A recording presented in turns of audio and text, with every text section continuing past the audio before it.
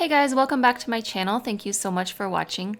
In this video, I'm going to show you how to create these three super easy wedding invitations using watercolor backgrounds. Also, I wanted to let you know that I might not have another video for a little while because I am actually getting married this Friday, June 7th.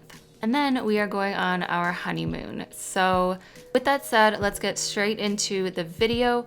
I wanted to do something wedding related since that's all I've been doing lately. So for this first invite, this is gonna sort of make a tie-dye looking beachy sort of effect.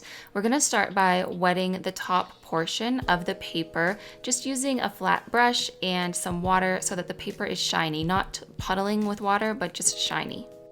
I'm using ultramarine blue, and I'm also going to add in some indigo. So those are the only two colors that you're going to need to accomplish this one. And I'm just very lightly painting on these horizontal stripes using that ultramarine blue and letting the color blend into the water on the background. You can experiment with different brush sizes as I'm doing here. I wanted some of the areas to be darker in color and sort of have that splotchy looking effect so that it seems as though the water is flowing downwards. So I am tilting my paper a little bit. That's just going to allow that paint to bleed out how I want it to. Now I wanted this to be a little bit darker. I wasn't liking the shade of the ultramarine blue too much, so I wanted to add in a little bit more contrast. So I did go in with indigo and a finer brush, and the same thing, I'm just applying these horizontal stripes to the wet paper. Now you do kind of want to work quickly because you don't want the paper to dry before you've had a chance to let the paint bleed into it. Another technique that I found worked well was to just apply some of the paint and then using a wet brush sort of smudge out the bottom area or any of the edges using just that water. That's just going to create some different kinds of bleeds and kind of allow for a more layered effect as the paint does start to dry. I'm just gonna tilt my paper again because I do like that effect of the paint running down. So again, I'm just applying a little bit more indigo wherever I want darker areas to appear. Now I'm going to flip around my paper and do pretty much the exact same thing on the other edge of the card. So I've wet my paper again, and I'm just going to use indigo this time because I liked that effect a lot better than the ultramarine, but you can use both. It's totally up to you. You don't even have to use blue if you don't want to. And I'm just making sure to apply different concentrations of paint. So some areas are darker and some are lighter, but I'm still sticking with those horizontal stripes and allowing the paint to sort of flow downwards. So for that one, it's pretty much finished. I'm going to let that dry and I'm going to get started on the other one. For this one, I wanted sort of a scribbly, splotchy effect. So what I'm doing is taking my 1-inch flat brush and I'm just very loosely kind of scribbling on the water onto the paper in this sort of back and forth motion from the top corner to the bottom corner. And then I'm just going to start applying the colors that I've chosen, those being a pink color and a more peachy orangey shade. And I'm just going to use a large brush and apply that to the wet areas. I'm keeping this one very loose because, as I said, I want it to look a little bit scribbly, and scribbles are never perfect. So just keep on adding your colors wherever you think it needs a little more color. You can add a more concentrated shade of the color if you want a darker area, add a little bit more water if you want it lighter, and so forth. Now I'm going to let that one dry, and this is what it looks like once it's dry. It's very soft, very pretty for wedding season, and I actually really love these colors as well. Now let's move on to the third and final invitation idea. For this one, we're going to create some greenery coming from the top and the bottom of the invite, but we're only going to have to paint on the bottom section because we are going to take these invites into Photoshop, which I'm going to show you how to do next, and we're going to move things around and make the invitation really come to life. So I'm just using a mix of green and indigo to kind of create this greeny blue shade.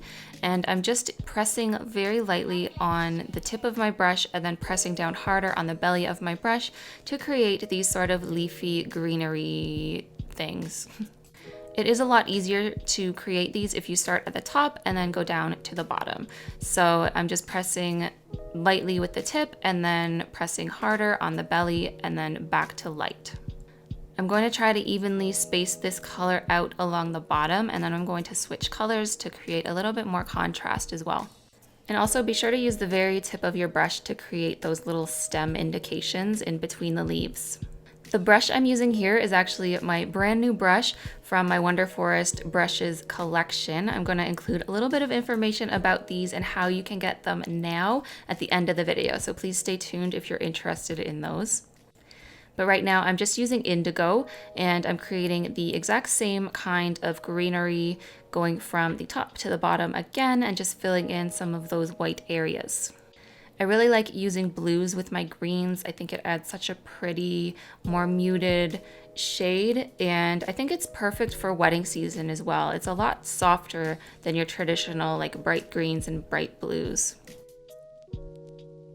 Here I'm creating slightly thicker leaves just to experiment, and I'm just pressing a little bit harder on the belly of the brush. Now I've added a little bit of burnt umber to my indigo to create sort of this bluey brownish shade, and I'm going to create some of these little spriggy little weed looking things. I don't know what they're called, but I'm just gonna throw those in all of the empty white spaces.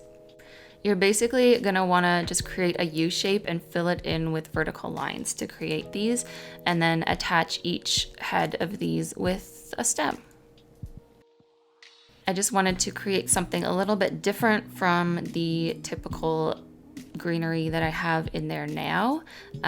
You can also throw in some little flowers even, or something else. If something has more meaning to you, definitely go ahead and do that.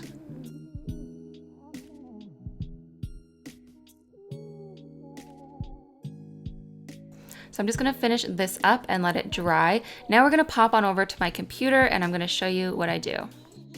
All right, so I've scanned each of these backgrounds into Photoshop using my scanner. When you're doing print work, you always wanna make sure that you scan in at a high resolution. So in this case, I've scanned in at 300 DPI, or PPI it's sometimes called, and I have cropped that image to the correct size. Then I like to go in and sort of edit the background, because sometimes when you scan, you see all of the textures of the white background. It kind of looks gray in some areas just because of the shadows and the texture from the watercolor paper. So I always go in and I go to change the levels. I always bump up the white level a little bit, and then I'll go in and I will change the brightness sometimes. Sometimes I will turn down the saturation a little bit if I find yellow tones kind of coming through after doing the levels. But basically, that's all I really do to the actual image. Just brighten it up a little bit and make the white more white. The main part of this whole invitation is going to be the wording and the text. So when I'm doing graphic work, I always think about the fonts and the positioning of the letters. That's really gonna make a huge difference when you're doing an invitation or any kind of graphic work that involves text. So my main tip is, when you're using fonts on a graphic design, try to stick to max 3 fonts. That for me sometimes is even pushing it. I usually like to stick to 2 fonts, and in this case I have used 2 fonts, but I've kind of changed the capitalization and the spacing on some of the words. And you also want to be really careful and make sure that your fonts actually complement one another. Spacing is also super important. I always try to keep about the same amount of space between the words and the paragraphs. And you want to be sure that the most important information is fully visible, so not covered by anything in the background, and you just want to make sure that people can read it properly, and you don't want the fonts to be too small to where it might be hard for some people to make it out. I wanted to throw in a little border around this whole area just to kind of bring it together a little bit. And this is just a mock-up, so I'm just gonna be using this same text mock-up thing on each of the invitations. So moving on to the second one, I have created a 5x7 page here, and I've scanned in that image and I've just adjusted the white balance and everything that I talked about previously. I've adjusted that again, and I've just flipped the image and then rotated it. And now I've just dragged in that same text that I've created previously. I've also actually changed the opacity of the background behind the text just to make it a little bit more opaque. And that's all I'm going to show you guys for now for the invites, and here is how they all turned out. So I've just printed these on a cardstock material. You can definitely use a fancier paper. You can even print them out on watercolor paper if you want to. I would love to know which one is your favorite. Leave me a comment below and let me know. All right, now onto my big news. I have kind of mentioned this in my past videos slightly, but I have actually released Wonder Forest watercolor brushes. They are 100% synthetic, cruelty-free brushes that look and act like real fur. It took me a really long time to finalize the fibers and the design and everything of these brushes. I am really, really happy with them. I have released them exclusively to my Patreons for now. They will be in the public domain very soon, but if you want to get your own right now, you can go to my Patreon page, sign up. You'll also get a discount that nobody else is going to get, and you can purchase them right now. A link to all of that will be below and also in the card above. I really hope that you guys like them, and I hope that you liked this video. I can't wait to see you when I come back from my wedding. Please give the video a thumbs up if you liked it. It really helps me out, and I'll see you soon.